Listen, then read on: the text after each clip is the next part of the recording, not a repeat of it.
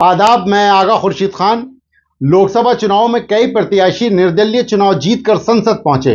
उनमें से एक जम्मू कश्मीर से इंजीनियर रशीद भी चुनाव जीतकर सदन पहुंचे।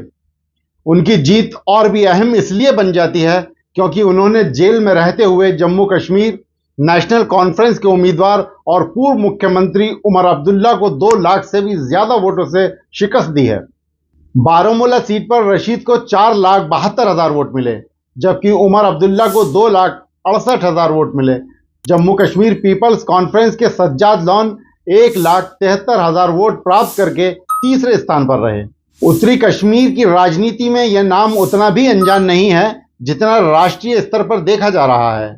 रशीद वहां से 2 बार विधायक रह चुके हैं।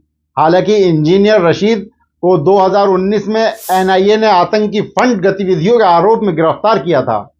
फिलहाल वे यूएपीए के तहत तिहाड़ जेल में बंद हैं। वैसे रशीद आवामी इत्तेहाद पार्टी से हुआ करते थे, लेकिन इस चुनाव में वे निर्दलीय उम्मीदवार थे। साल 2019 के आम चुनाव में वे भी इंडिपेंडेंट दावेदार थे, लेकिन नेशनल कॉन्फ्रेंस के मोहम्मद अकबर लॉन से हार गए। अब्दुल रशीद तो तिहाड़ में थे, लेकिन जमीन पर लोग उन्हें पहचानते थे। इसका फायदा उन्हें मिला। जहां तक चुनाव प्रचार की बात है तो यह काम उनके 2 बेटों अबरार रशीद और असरार रशीद ने किया। बेटों ने लगातार रैलियां और सभाएं की, जिसमें अपने पिता के पक्ष में वोट देने की अपील करते नजर आए। चुनाव हारने के बाद उमर अब्दुल्ला ने एक्स पर लिखा था कि मुझे लगता है जो हुआ है उसे स्वीकार करने का समय है। इंजीनियर रशीद को उत्तरी कश्मीर में उनकी जीत के लिए बधाई। मुझे नहीं लगता कि उनकी जीत से उन्हें जेल से जल्दी रिहाई मिलेगी, और ना ही उत्तरी कश्मीर के लोगों को वह प्रतिनिधित्व मिलेगा जिसका उन्हें अधिकार है। लेकिन मतदाताओं ने अपनी बात कह दी और लोकतंत्र में यही सबसे ज्यादा मायने रखता है। आइए जानते हैं क्या है इंजीनियर रशीद का राजनीतिक सफर। इंजीनियर रशीद का असली नाम अब्दुल रशीद शेख है, जिनका जन्म 1967 में हंदवाड़ा कस्बे के लाच मावर में हुआ था। उन्होंने श्रीनगर पॉलिटेक्निक से सिविल इंजीनियरिंग की पढ़ाई की और फिर एक सरकारी विभाग में इंजीनियर के पद पर करीब 25 साल तक नौकरी करते रहे। साल 2003 के आसपास उन्हें कश्मीर में उस समय के मशहूर उर्दू साप्ताहिक अखबार चट्टान में राजनीतिक मुद्दों पर लिखना शुरू किया। धीरे धीरे उनके लेखों से उन्हें काफी शोहरत मिलती गई और वे आम लोगों में एक नामी चेहरा बन गए। साल 2008 में रशीद ने निर्दलीय उम्मीदवार की हैसियत से कुपवाड़ा के लंगेट विधानसभा सीट से अपना पहला चुनाव लड़ा और उसमें जीत हासिल की।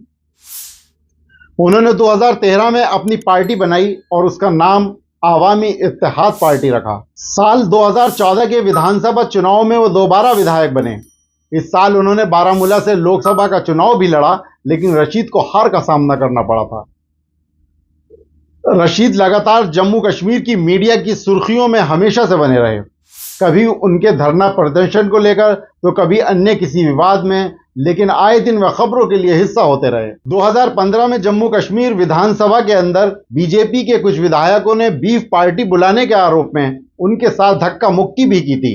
इसके बाद एक घटना में 2015 में दिल्ली के प्रेस क्लब में कुछ लोगों ने उन पर काली स्याही फेंकी थी।